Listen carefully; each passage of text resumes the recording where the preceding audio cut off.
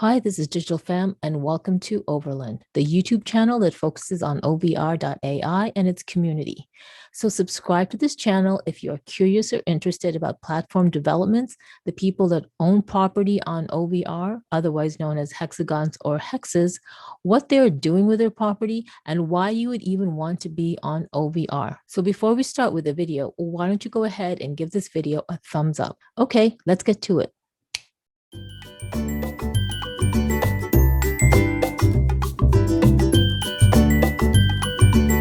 So in this video, we are going to bid on OVRland or hexagons, and I'm going to show you my process. There is also a strategy behind it, but I'll probably save that for another video. Right now, we're just going to go through the motions of where to pick your property or OVRlands, hexagons or hexes. Okay, so I'm just going to share my screen and I'll see you back in a bit. Okay, so the first thing we do is obviously log on to their website and click on the Buy OVRland. Now you would need to connect your crypto wallet, which I have already done. As you can see at the top right, I can always make another video showing you how to connect that. But this video is just all about how to choose where you would want to bid on hexes. So right now we are seeing an overlay of the OVR.ai platform, and all the purple dots represent hexes that are owned. Now, the next thing that I would do is I would actually go to Google Maps. So for today's video, I am going to go to Seoul, Korea. I have a number of hexes in Seoul, Korea. And so for the purpose of this video, just to make it easier, I will show you how I go about choosing where I want to bid on a hex. I already have hexes in the National Museum of Korea. I hope this is right.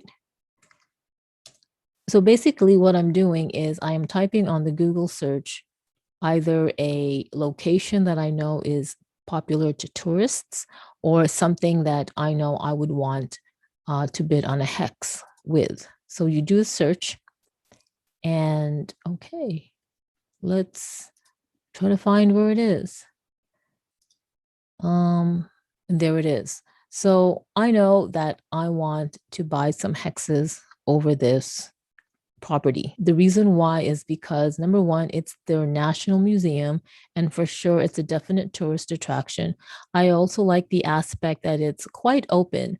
So I would like to purchase some hexes over here in the outdoor portion as well as the indoor. And let's see where I can do that. So over here is where it is. And if I zoom closer to where it actually is, I could see the outline of it right now. Now, what I like to do is I like to go onto satellite mode, and that way I'll get a clearer picture. So over here, I make sure that I am on satellite mode 3D, and it gives me an overlay of the land, and I'm able to basically see the shape of the building, which is similar to the picture that we have here on the top left. Now, I know that I want to buy hexes right here, few here, and especially right here because it's an open area, as you can see on the top left. So what I would do is I would go to, first of all, I would see this address here. I would copy this address. You can just click on copy to clipboard. I would go over here to the OVR website. I would paste this in, and let's see where we go. So it takes us to Seoul, Korea, and pretty much that destination. I might have to log out a bit just to see exactly where it is. And of course, sometimes it's not exact. That's fine. All you have to do is just maybe type this in. National Museum. I hope I spelled museum right. Of Korea. There it is. And I'm way off. Okay. So there you go. Now I'm going to just zoom out a bit. And when you are looking for hexes, it's very important the location you get it, because each hex or hexagon is 300 square meters. And, you know, it says here, I am the owner. So yes, I went ahead and bought 3 hexagons within the National Museum of Korea. So you can see the shape of the building. I did want to purchase hexagons on the outside in addition to one inside, just like over here. So I know that my hexagons are roughly around this area, and one here, which is, if you look at the image on the top left, it would be right here where the outdoor portion is, and somewhere inside. Now I want to go ahead and buy another portion or hex. And this is what I mean by mapping. Because I had already spent maybe 20 minutes really making sure that this is exactly the area I want, you would go ahead and do that. Now, in here, if you just want to buy one hex, which I'll tell you one thing, you won't end up just buying, or not buying, but bidding on one hex.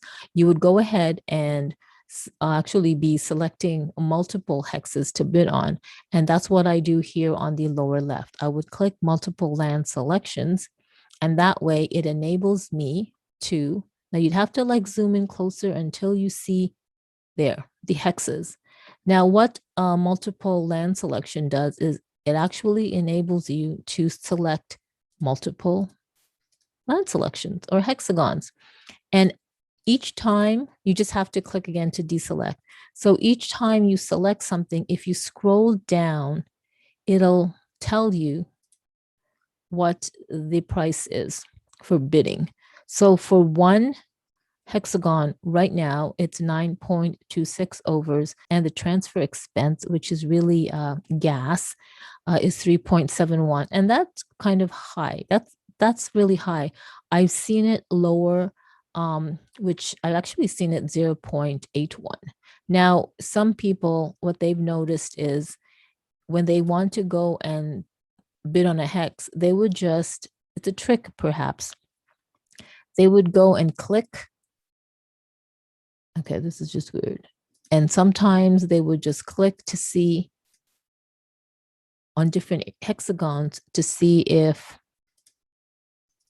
the prices or the gas price is low. I've never been able to do that. I know that's I guess, a strategy or a trick that people have done. I'm not sure if it's a nuance of the platform, but anyway, it's not happening for me. So I don't really want that land over here.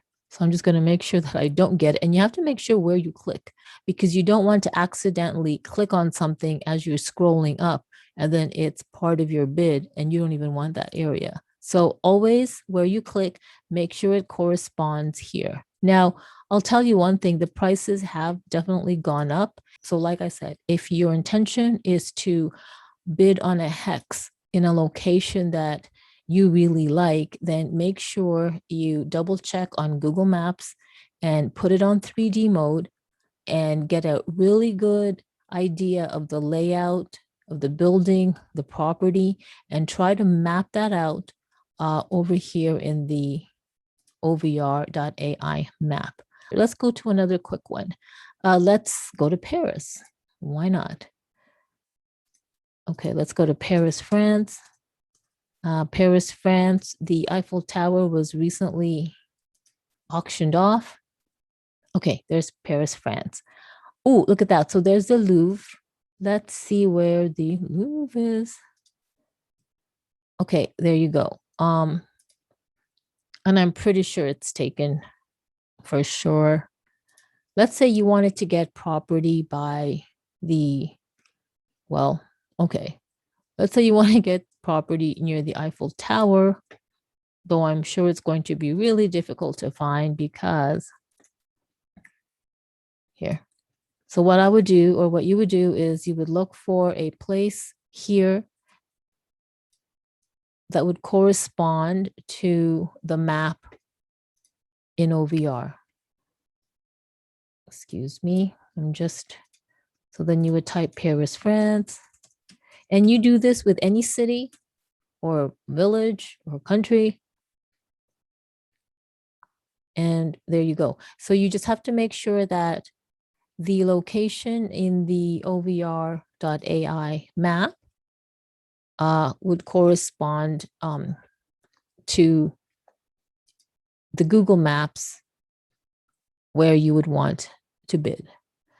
I don't know. I'm losing my speech right now.